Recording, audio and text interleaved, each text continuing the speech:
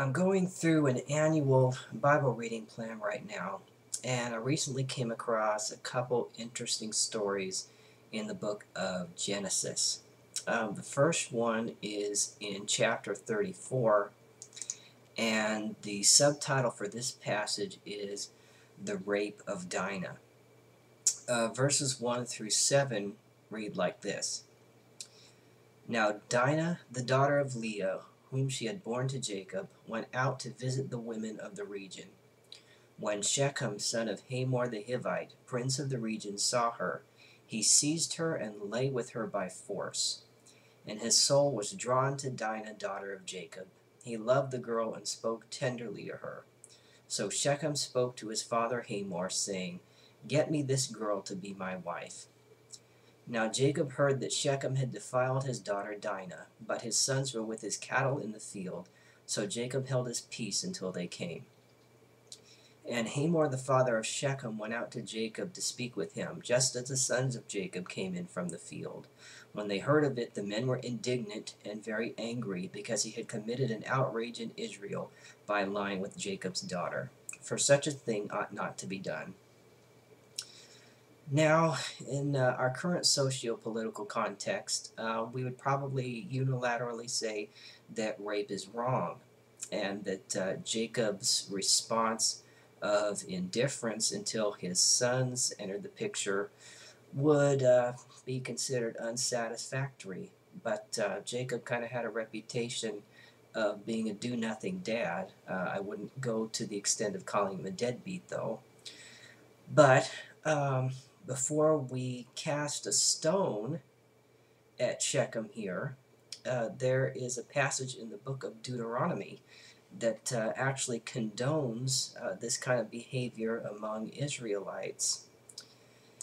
That is Deuteronomy 22:28 through 29, which say, If a man meets a virgin who is not engaged and seizes her and lies with her, and they are caught in the act, the man who lay with her shall give 50 shekels of silver to the young woman's father, and she shall become his wife. Because he violated her, he shall not be permitted to divorce her as long as he lives. It doesn't say what would happen if they didn't get caught. But it seems like Shechem and Hamor, they're kind of trying to strike a similar deal with Jacob to that in Deuteronomy. And Jacob himself seems to be on board with this, probably out of his usual passivity.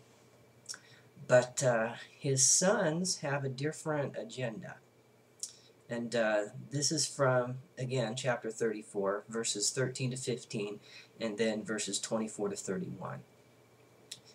The sons of Jacob answered Shechem and his father Hamor deceitfully, because he had defiled their sister Dinah. They said to them, We cannot do this thing, to give our sister to one who is uncircumcised, for that would be a disgrace to us. Only on this condition we will consent to you, that you will become as we are, and every male among you be circumcised. And all who went out of the city gate heeded Hamor and his son Shechem, and every male was circumcised, all who went out of the gate of his city. So it seems like they're willing to sacrifice quite a bit and go through quite a bit of pain in order to satisfy the requirements to rightfully marry Dinah. But something happens a little later in the passage. On the third day, when they were still in pain, two of the sons of Jacob, Simeon and Levi, Dinah's brothers, took their swords and came against the city unawares and killed all the males. They killed Hamor and his son Shechem with the sword, and took Dinah out of Shechem's house and went away. And the other sons of Jacob came upon the slain and plundered the city, because their sister had been defiled. They took their flocks and their herds, their donkeys, and whatever was in the city and in the field, all their wealth, all their little ones and their wives, all that was in the houses they captured and made their prey. Then Jacob said to Simeon and Levi, You have brought trouble on me by making me odious to the inhabitants of the land, the Canaanites and the Perizzites. My numbers are few, and if they gather themselves against me and attack me, I shall be destroyed, both I and my household. But they said, should our sister be treated like a whore? And that's kind of the end of this storyline. So, based on the end of this passage, the moral that I am getting from it is that rape justifies genocide. And I tried to look on Google for some responses by pastors or other people who've studied this passage to see how they viewed the genocide in this passage. There's really no word for it. And I came across a pretty disturbing article that comes across as almost sympathetic toward the Israelites. And it's almost beyond the pale. So, but I think the guy means well, so I'm not going to, go line by line through this and rake him through the coals. But there's a few things that I wanted to point out. And before I'm accused of quote mining, I will put a link into the sidebar. And here are the quotes.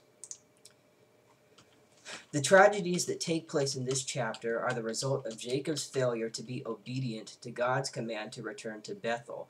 That single act of compromise cost his daughter dearly and put the rest of the covenant family of God at risk. Since Jacob had not shown enough concern for Dinah, her blood brothers felt compelled to act in her defense. Simeon and Levi may have been zealous to a fault, but at least their concern was for Dinah as a sister, implying that Jacob had not cared for her as a daughter. Despite the atrocity of their genocide, the sons had assumed the moral high ground. The sons had assumed the moral high ground. I think the entire city of men who were slaughtered like dogs and women who were widowed, forced out of their homes, taken by these men, almost certainly raped, and all of the children who were forced into slavery for who knows how many generations would disagree that these sons had assumed the moral high ground. And the final passage of this article says, this story demonstrates the sovereign control of God. God demands complete obedience. When we compromise, he will discipline us and allow us to experience the consequences for our actions. What consequences were there for Simeon and Levi and for the other sons of Jacob for committing this genocide against this city? Levi in particular, because the tribe of Levi was chosen later to be the tribe of the priesthood. So I'm wondering what consequences there really were for wiping an entire city off the face of the planet.